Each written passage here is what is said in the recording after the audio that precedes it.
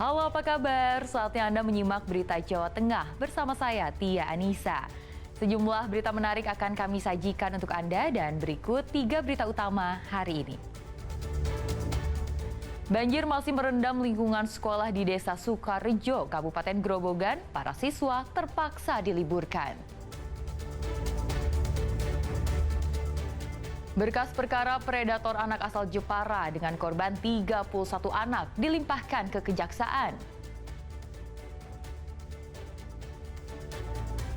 Petani gagal panen akibat hujan berkepanjangan. Dampaknya harga tomat dan mentimun di Pasar Pagi Kota Tegal meroket hingga 3 kali lipat.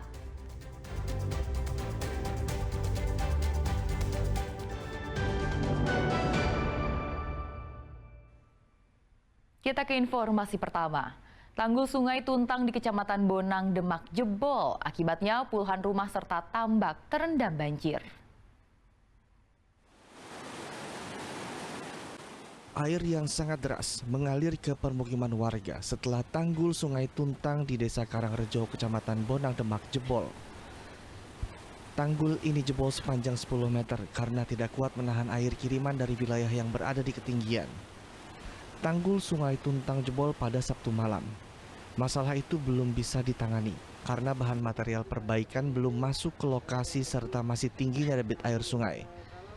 Akibat peristiwa ini puluhan rumah di Dusun Pidodo terendam banjir dengan tinggi muka air mencapai 1 meter. Karena banjir saat ini yang ada di Desa Karangrejo itu sudah meluas 1 dusun dan insya Allah nanti sore sampai malam itu meluber sampai 5 dusun yang ada di Desa Karangrejo saat ini.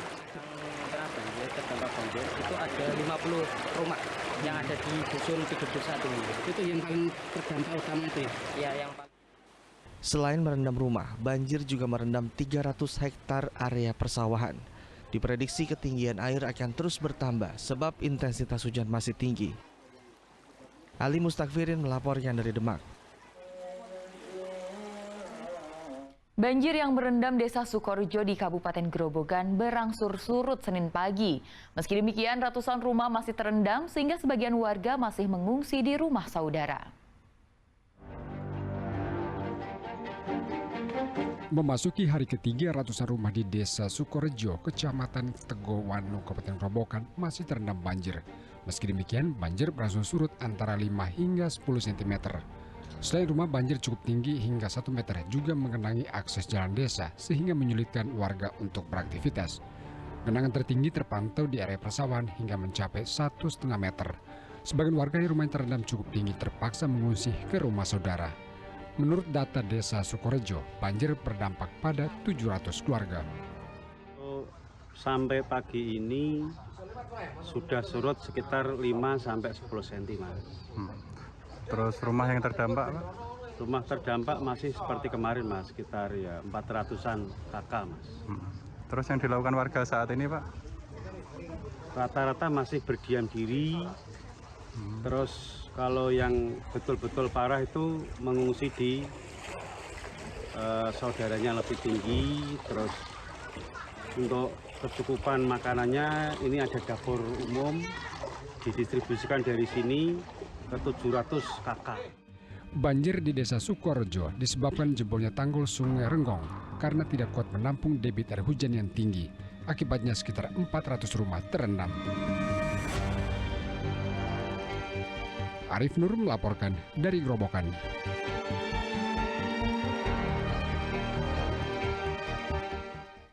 Banjir di Kecamatan Tegowanu, Grobogan berdampak terhadap pendidikan. Sudah 3 hari siswa Sekolah Dasar Negeri 1 Sukarejo diliburkan karena air masuk ke dalam kelas. Banjir yang disebabkan tanggul jebol berdampak terhadap sekolah dasar di Kecamatan Tegowanu, Grobogan. Sudah 3 hari siswa SD Negeri 1 Sukarejo diliburkan karena area sekolah masih terendam air. Ketinggian air di area luar kelas mencapai 50 cm, sementara di dalam kelas mencapai 30 cm. Siswa berharap banjir segera surut agar mereka dapat kembali bersekolah. Ini nggak masuk sekolah ini? Enggak. Kenapa sekolahnya? Banjir. Udah berapa hari ini? Dari kemarin juga udah banjir ya? Terus pengennya gimana? Cepet surut apa gimana? Cepat surut. Polisi dan TNI melaksanakan patroli secara rutin untuk memastikan keamanan di lokasi sekolah. Dan kami untuk memastikan keamanan barang-barang yang ada di sekolahan tetap terjaga. Dan kami pun juga menumpuk daripada beberapa kursi sebagai pemberat biar semuanya tidak berantakan.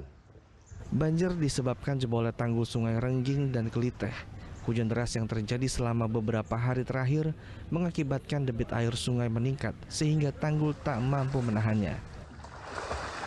Arif Nur melaporkan dari Grobogan.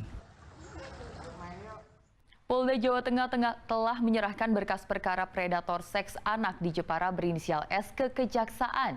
Dari hasil penyidikan kasus, jumlah korban masih 31 anak. Di Treskrimum Polda Jawa Tengah masih menunggu hasil uji laboratorium forensik terkait penemuan barang bukti berupa bercak sperma dan darah yang ditemukan pada olah TKP beberapa waktu lalu. Tersangka S diketahui merekam aktivitas seksual dengan para korban yang berusia antara 12 sampai 17 tahun. Namun ketika ditanya apakah ada indikasi S menjual video hubungan seksnya, polisi enggan menjawabnya. Yang Jepara saat ini berkas sudah tahap 1 kami limpahkan ke Kejaksaan, ya.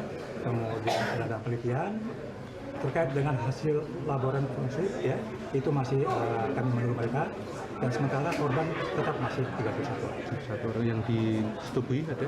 Ya. Yang disetubui pertama nggak? 5 atau 7 orang? Ya. Sementara 7. Oh, 7 orang.